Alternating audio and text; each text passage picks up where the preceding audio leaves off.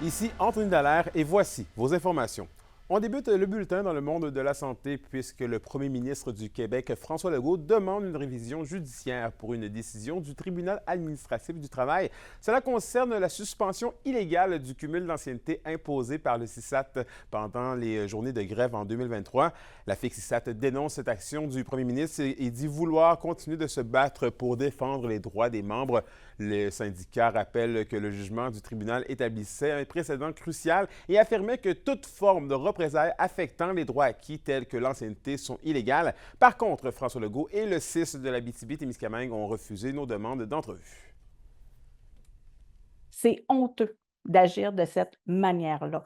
La grève a été faite de manière légale. On a respecté les services essentiels. Ce sont 90 de femmes qui travaillent dans le réseau de la santé pour les professionnels en soins. Et là, on est en train de leur dire que même si vous agissez dans l'égalité, eh bien, nous, ce qu'on veut, c'est venir vous enlever des droits en tant que travailleuses et travailleurs de la santé au Québec. On se déplace au Témiscamingue maintenant, puisqu'un barbecue de solidarité a eu lieu cet après-midi au parc d'Autorie à Témiscamingue. C'est le syndicat Unifor Québec de la section locale 233 qui l'a organisé pour soutenir les travailleurs de RYAM qui ont perdu leur emploi. On rappelle qu'en juillet dernier, l'usine de cellulose a suspendu ses activités et a menacé les emplois et tissus socio-économiques de la région, selon le syndicat. Le directeur québécois d'Unifor, Daniel Cloutier, était présent. Et à Rouyn-Noranda, maintenant, une dizaine d'aînés des Jardins du patrimoine ont ramassé plusieurs débris aux abords du lac Ossisco plus tôt aujourd'hui. Ainsi, ils espèrent contribuer à redonner ce joyau aux générations futures. André Audet les accompagnait. On va le mettre à côté. Ce morceau de carcasse automobile abandonné il y a plusieurs décennies, on en compte des dizaines sur les rives du lac Ossisco. Et ils ont bien occupé des résidents des Jardins du patrimoine jeudi dans une opération de nettoyage. Il y a 10 ans, j'ai trouvé des carcasses d'auto en marchant sur le bord du lac. Puis je me disais, ça se peut pas, ça continue de polluer. Puis c'est dangereux aussi parce qu'il y a des gens qui viennent marcher et puis ils savent pas. Alors, ça empêche les bleuets de pousser. J'ai fait le tour du lac dans le bois. J'ai vu ces carcasses-là. J'ai dit, qu'est-ce que ça fait ici? On est en plein bois. Mais là, avec le temps, les gens sont occupés de les ramasser, puis je suis bien contente. Pour ramener tous ces résidus jusqu'à la remorque, l'entraide est de mise. Des carcasses comme ça, il faut les démolir, il faut les mettre en morceaux et on n'a pas nécessairement la capacité physique de tout sortir ça là, du bord du lac. Donc, en groupe, avec le collectif territoire, bien là, on peut mettre toutes nos énergies ensemble. L'activité organisée en collaboration avec l'organisme de bassin versant du Témiscamingue et le collectif territoire s'inscrit dans la stratégie de dépollution et d'embellissement du lac Ossisco, entreprise il y a 5 ans. C'est pour les générations futures que les aînés font ça, donc c'est vraiment valorisant quand on a des étoiles dans les yeux de les voir comme faire tout ça, se mettre à l'œuvre. Il y a des personnes qui ont 90 ans ici, qui sont dans le bois, dans la pente, dans la bande riveraine, pour retirer des morceaux de métal. Mais au-delà des efforts mis ce jeudi, l'initiateur du projet, Gérald Lévesque, espère que tout un chacun continuera à réhabiliter le lac Ossisco. Tout le monde a une responsabilité pour protéger notre environnement. L'intérieur du lac, c'est une chose, mais ça se construit autour du lac. Il y a les bandes riveraines. Là, on a encore beaucoup de travail à faire au niveau des bandes riveraines. L'organisme de bassin versant du Témiscamingue et le collectif territoire prévoient dans les prochaines semaines d'autres corvées de nettoyage aux abords du lac Ossisco. André Audet, RNC Nouvelles, Rouyn-Noranda. La sentez-vous? Parce que plusieurs parents, oui. La rentrée scolaire est dans moins d'un mois et les familles commencent déjà à l'achat des articles demandés. La propriétaire de l'établissement Givaudan à Val-d'Or affirme que depuis la pandémie de COVID-19, les prix ont augmenté chaque année. Mais malgré tout, cette année, les prix semblent raisonnables. Du moins, les fournisseurs réussissent à offrir des prix compétitifs. Le recyclage est d'ailleurs beaucoup pratiqué par les familles. Non, c'est pas cher. Là. Il y a plein de rabais. Il y a beaucoup de 50 de rabais. Puis... Ouais, je trouve ça un peu dispendieux, mais comme à toutes les années. Là. Je suis plein des parents qui ont de la misère à... Mais moi, mes petits-enfants sont contents que je sois là pour les aider. Bien, moi, à chaque année, je suis quand même surprise de voir que c'est pas si cher que ça, la rentrée scolaire.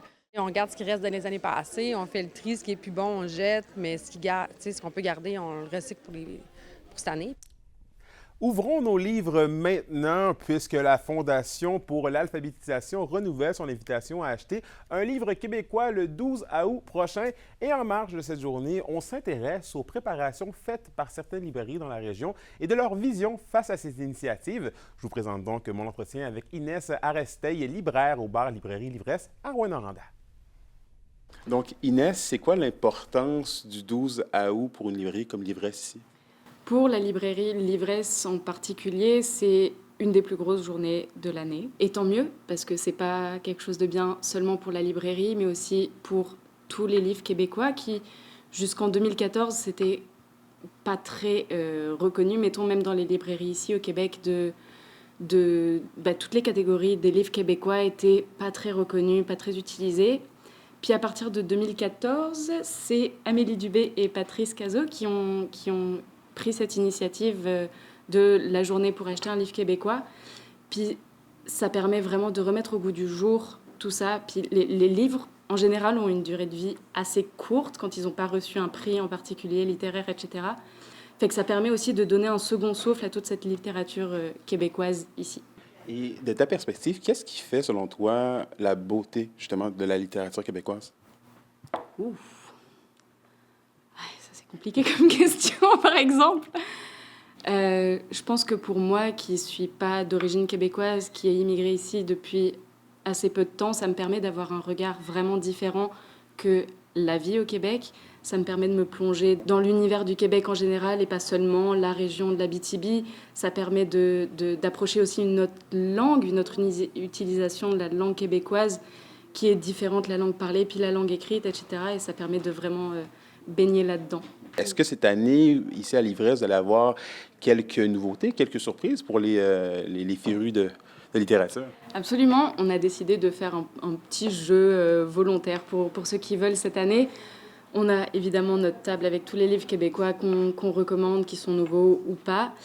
Et puis, il va y avoir des petits cadeaux à piocher. On n'a pas encore défini le montant, mais voilà, il y aura des livres à piocher dans un bac pour avoir une surprise, c'est ça. Et pas savoir forcément toujours ce qu'on achète et se laisser surprendre par ça.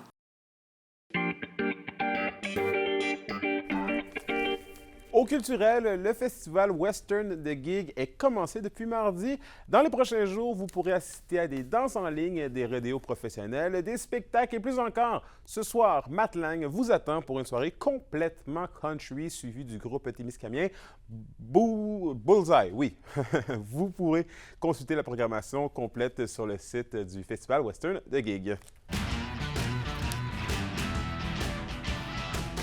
Et au sport maintenant, les Titans de Témiscamingue ne seront pas de retour pour la saison 2024-2025. Ils font une pause en se prévalant de leur droit auprès de la GMHL de prendre une année de congé. Le président et le propriétaire Pascal Labranche affirment qu'en avril dernier, certains éléments nécessaires à la tenue d'une saison étaient ficelés, mais que ces éléments ne sont que la pointe de l'iceberg pour gérer une équipe de hockey. Il espère que les Titans soient de retour pour la saison 2025-2026. Le président ajoute qu'il poursuit ses travaux pour que l'équipe revienne.